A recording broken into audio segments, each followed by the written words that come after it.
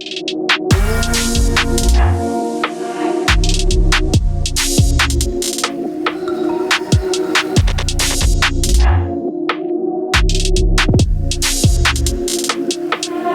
to MCN. Now Piaggio have replaced their range-topping maxi scooter with something new for 2022, and here it is, the 530 HPE exclusive.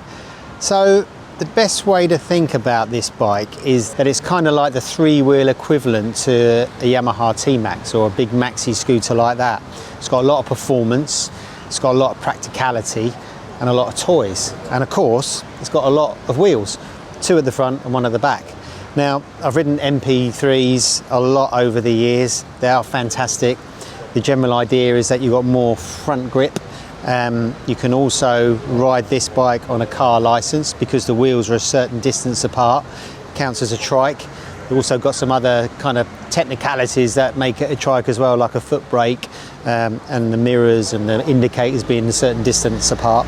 But this is a 100-mile-an-hour motorbike, so if you were going to drive it on the car license, you might want a little bit of training first. But we're getting ahead of ourselves. Let's talk about some of the changes. So let's talk about performance of this bike first. It's a single cylinder, so it's a little bit more kind of throbby and lumpy than a parallel twin like a T-Max, but it's got a lot of grunt. Makes 44 bhp, the same as the bike it replaces, which is the 500, but it makes that power slightly lower down the revs. It's got more grunt, as you'd expect with 30 more cc's, and it is quick. You know, it's a twist and go still, elastic band gearbox, and pulls away from the lights faster than the old bike, they say, and it will keep up with traffic. It's a fast bike, unfortunately, and we'll come on to this later. It's been absolutely piddling it down all day, so we haven't really been able to ride it hard, but it is quick. The only thing that kind of damps its performance really is the fact that with these extra wheels and all the suspension mechanism, it's a heavy bike. It's a steel frame as well. It weighs 280 kilos, so it's no lightweight. This weighs much more than a GS. But as is always the way with these things, weight is its friend when it comes to comfort and stability and riding over bumps. So that's not a massive deal. Also got lots of electronics. It's got 3 rider modes, traction control. It's actually got the same IMU as the RSV4 factory in here, which is quite impressive.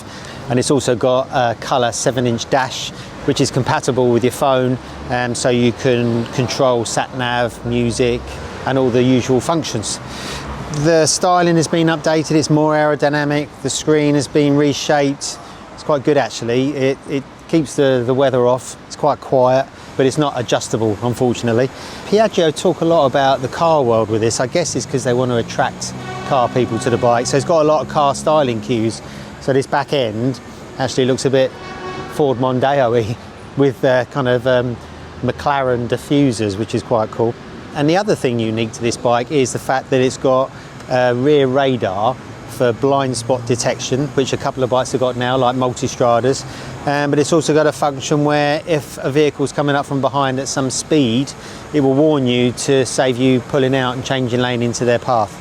It does work, but I'd say it's a little bit too distracting. When you're in city traffic, the thing's flashing all the time and you kind of think there's someone right behind you. So big gimmicky, I think, on that one. But let's talk about the handling of the bike. So its USP is the fact that it's got more front grip, and that's really helped today in the rain. You don't ever really need to think about cornering. There's not that kind of heart in the mouth moment when you turn into corners, especially on slippery streets. In fact, it's got so much front grip, you almost start thinking about playing with the rear on the throttle, which it won't let you do because it's got traction control, although you can turn it off. The tyres could have a little bit more grip if I'm being picky in the wet, and the suspension could be a little bit plusher. But I think really this bike would come alive more when you rode it hard on the dry tarmac, which we didn't get to do. But in previous tests, I can tell you this bike handles really, really well. Even though it weighs 280 kilos, it's actually 7 kilos lighter than last year's. It's got different suspension components, lots of little detail changes, complete new brake system, Vibri calipers, new discs. Again, the braking power wasn't amazing, but maybe because it was wet today. The big question is should you buy this bike, or who's going to buy this bike? It's a bit unfair to compare it to a two-wheeled scooter. It's much slower steering. It kind of feels like a T-Max with a slightly flat front tyre, but this is aimed at somebody who wants the convenience of a bike, who wants the kind of the agility through traffic. It filters quite well actually, but with the peace of mind of having more front end grip, a bit like the Yamaha Niken, which actually is a little bit more refined than this when it comes to feeling more like a motorbike.